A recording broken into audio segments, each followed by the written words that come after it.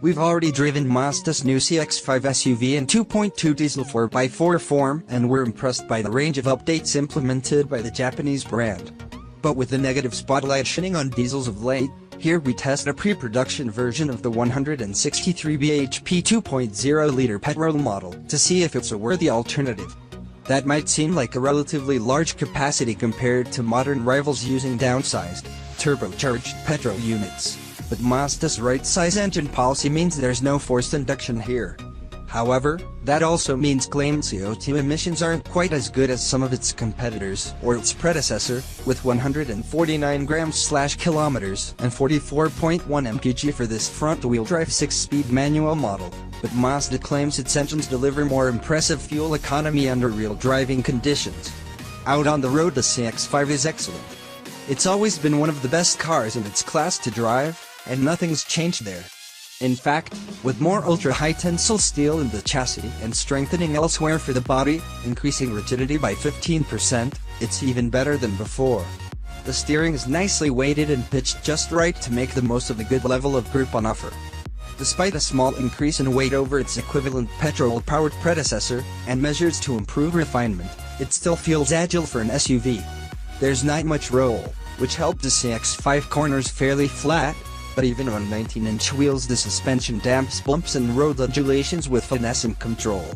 Part of the CX-5's single-quote well-judged ride and handling balance comes from Mazda's G-vectoring system that monitors speed, throttle position and steering angle to slightly reduce engine torque when you turn in, loading the nose and improving response. The truth is, the subtlety of the system and how slickly it's integrated into the powertrain means you hardly feel it working, unlike some setups which use the brakes on rival models. It might be almost imperceptible, but it means the car feels very natural and sharp to drive. With only 210 New Mexico of torque produced at 4,000 RPM, this petrol doesn't have the grunt of the larger turbodiesel, but that's no surprise. It means you're forced to use more revs and hold onto a gear, where you'd usually shift up in the diesel. Rev it out and you'll hit 0-62 miles per hour in 10.4 seconds, which isn't particularly quick. But at least the 2.0-liter unit offers sweet throttle response. The 6-speed manual transmission is well matched to the engine, too, as you have to extend it to extract the performance. The precise, mechanical shift action works in its favor.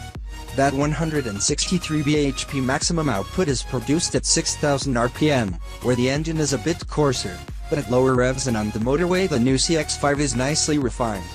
Much more so than its predecessor, in fact. It's also more practical, as boot space has grown to 506 liters with 20 liters more under the floor. It's roomy in the rear, with ample leg and headroom for 6-foot-tall passengers, and the front of the cabin is slicker than ever, with plenty of soft-touch materials and a redesigned fascia featuring a slim horizontal bar to section off the upper and lower dash. UK pricing and specification is yet to be revealed, but the trim range will consist of SEL nav and Sport nav models, while the addition of some extra equipment to each variant will see a marginal increase in price over the outgoing car.